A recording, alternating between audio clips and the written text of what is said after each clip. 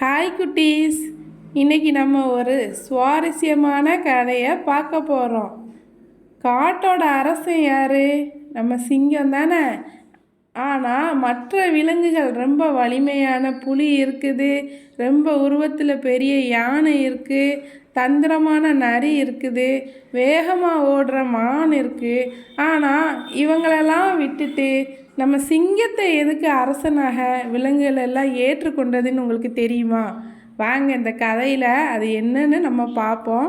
இது வரைக்கும் நம்ம சேனலை நீங்கள் சப்ஸ்கிரைப் பண்ணலைன்னா சப்ஸ்கிரைப் பண்ணிட்டு பாருங்க. அப்போ தான் நான் போடுற சுவாரஸ்யமான கதைகளை நீங்கள் உடனே பார்க்க முடியும். வாங்க இந்த கதையை நம்ம பார்ப்போம். காட்டின் அரசன் சிங்கம். மிக பழைய காலத்தில் ஒரு அழகான பசுமையான காட்டில் பல விலங்குகள் அமைதியாக வாழ்ந்து வந்தன. அந்த காட்டில் யானை, புலி, மான், குரங்கு, நரி, முயல், கரடி என்ற எல்லா விலங்குகளும் இருந்தன. ஒவ்வொருவருக்கும் தங்களுக்கே உரிய திறமைகள் இருந்தன. ஆனால் ஒரே ஒரு பிரச்சனை அவர்களுக்கு இருந்தது. அந்த காட்டில் யாருக்கும் தலைவன் இல்லை. எந்த முடிவு எடுக்கும் போதும் யாரும் வழிநடத்தவில்லை. இதனால் அடிக்கடி விலங்குகளுக்குள் சண்டை, குழப்பம் ஏற்பட்டு வந்தது.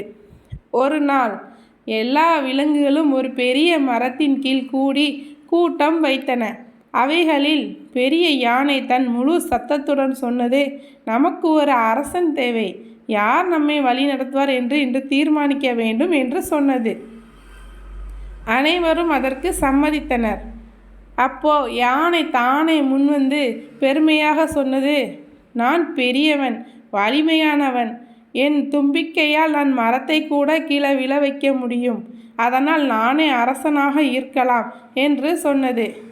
அவனை பார்த்து நரி சிரித்தது. யானை பெரியவன்தான், ஆனால் அது மெதுவாக நடக்கும். அது எதையும் சீக்கிரம் செய்ய முடியாது என்றது. அனைவரும் சிரித்தனர்.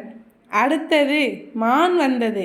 நான் வேகமானவன், ஆபத்து வந்தால் வேகமாக ஓடி எல்லோரையும் எச்சரிக்க முடியும் என்று சொன்னது. ஆனால் கரடி எதற்கு சொன்னது, நீ வேகமானவன் தான், ஆனால் நீ எப்போதும் பயந்துடுவ.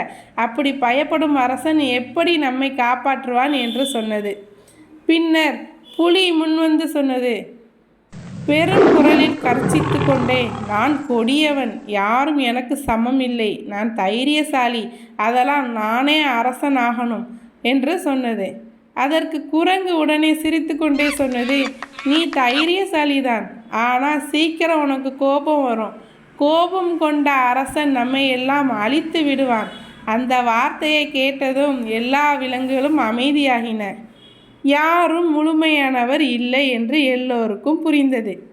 அந்த சமயத்தில் கூட்டத்தின் ஒரு மூலையில் அமைதியாக நின்று கொண்டிருந்த சிங்கம் அனைவரின் கவனத்தையும் ஈர்த்தது. அது எதையும் பேசவில்லை, ஆனால் அதன் கண்களில் தைரியம், முகத்தில் அமைதி, நெஞ்சில் நீதி உணர்வு இருந்தது. யானை மெதுவாக சொன்னது, அந்த சிங்கத்தை பாருங்கள், அது எதையும் சொல்லாமல் எங்களை பார்த்து கொண்டிருக்கிறது. அதன் பார்வையில் நம்பிக்கை இருக்கிறது. அதை கேட்டதும் மான் சொன்னது, ஆம், சிங்கம் தைரியமானது, ஆனால் அது தேவையில்லாமல் யாருக்கும் தீங்கு செய்யாது என்று சொன்னது. புலி, நான் அதை பலமுறை பார்த்திருக்கிறேன். அது வேட்டையாடும் போது அதற்கு தேவையான உணவை மட்டுமே வேட்டையாடும், அதனால் அது நீதி உள்ளவன் என்று சொன்னது. அனைவரும் ஒரே நேரத்தில் சிங்கமே எங்கள் அரசன் ஆகணும் என்று கூச்சலிட்டனர். சிங்கம் மெதுவாக எழுந்து சுற்றிலும் இருந்த எல்லா விலங்குகளையும் பார்த்தது.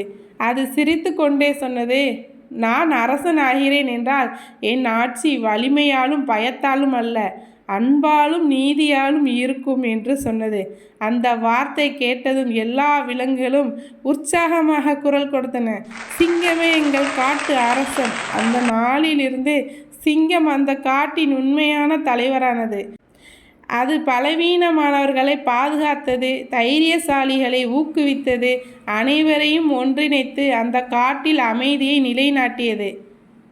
கதையின் பாடம், உண்மையான தலைவர் வலிமையால் அல்ல, அறிவால், தைரியத்தால் மற்றும் நீதியால் ஆட்சி செய்வார். அதனால்தான் சிங்கம் காட்டுக்கு அரசனானது. குழந்தைகளே, சிங்கம் எதனால் காட்டுக்கு அரசனானது என்று உங்களுக்கு புரிந்ததா? இந்த கதை உங்களுக்கு பிடித்திருந்தா லைக் பண்ணுங்கள், ஷேர் பண்ணுங்கள், மறக்காமல் நம்ம சேனலை சப்ஸ்கிரைப் பண்ணுங்கள்.